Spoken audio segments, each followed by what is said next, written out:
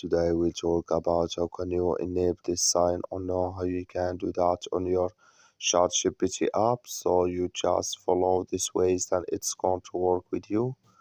All you have to do, you just go here, you go above this sign, click on it here. So then it's going to show for you a list like this. Then all you have to do next, you just go down here, you click here on emote down here, just click on it.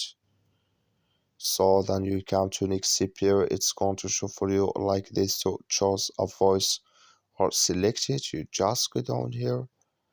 So then you just click here on voice here. So then here can you select voice when you swipe like this here. So in here can you select any voice you want to add. Then when you don't just click here on confirm, then it's going to add with you. That's all you have to do. That's all. Thank you for watching. Don't forget to support us by liking, subscribe.